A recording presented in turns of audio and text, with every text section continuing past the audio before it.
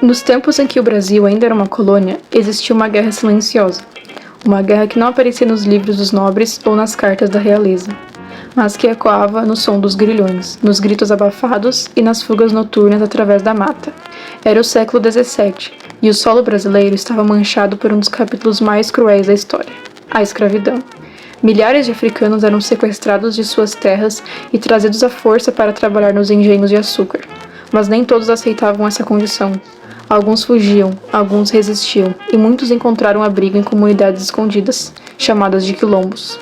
Entre todas essas comunidades, uma cresceu, se fortaleceu e se tornou uma verdadeira nação de liberdade no coração das matas brasileiras, o Quilombo dos Palmares.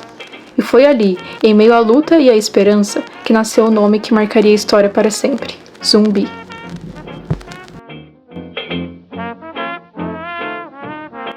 Zumbi nasceu em 1655, em Palmares. Ainda bebê, foi capturado por soldados e entregue ao padre Antônio Melo. Recebeu o nome cristão de Francisco, foi batizado e criado segundo os costumes europeus. Aprendeu a ler, escrever, falava latim, mas nunca esqueceu de onde veio. Aos 15 anos, ele fugiu do convento e retornou ao Quilombo, onde passou a ser conhecido por um novo nome, Zumbi, que significa fantasma ou espírito imortal, em quimbundo, língua de origem africana.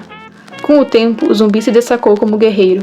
Ele conhecia o inimigo por dentro, entendia os caminhos dos brancos, seus hábitos, sua língua, suas fraquezas, e usava esse conhecimento para proteger seu povo.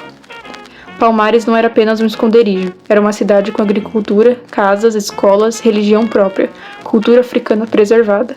Um lugar onde negros, indígenas e até brancos pobres viviam juntos longe da opressão. Zumbi cresceu nesse ambiente de resistência. E, quando o líder Ganga Zumba decidiu aceitar um acordo de paz com os portugueses, que prometia liberdade apenas para os que já estavam em Palmares, mas não para os que fugissem no futuro, Zumbi recusou. Ele sabia que a liberdade de uns poucos, comprada com a submissão dos outros, não era liberdade, era controle, e por isso liderou uma revolta contra Ganga Zumba e assumiu o comando máximo do Quilombo. Zumbi se tornou o símbolo da luta total contra a escravidão.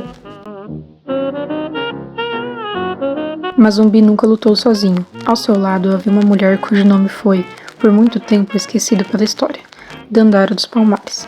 Guerreira, estrategista, mãe e líder. Ela lutava ao lado dos homens nas batalhas, dominava as artes da capoeira, liderava a defesa de Palmares e ajudava a organizar a vida interna do Quilombo. Dandara não era só companheira de Zumbi, ela era uma das mentes que mantinha Palmares de pé. Ela acreditava, assim como ele, que a liberdade não podia ser negociada, que era um direito e não um favor.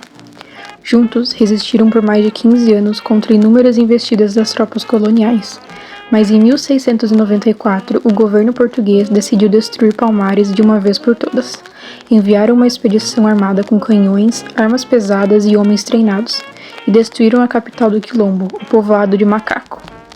Dandara, ao ver o destino próximo da derrota e a ameaça de ser capturada, fez uma escolha trágica. Preferiu a morte a voltar para os grilhões.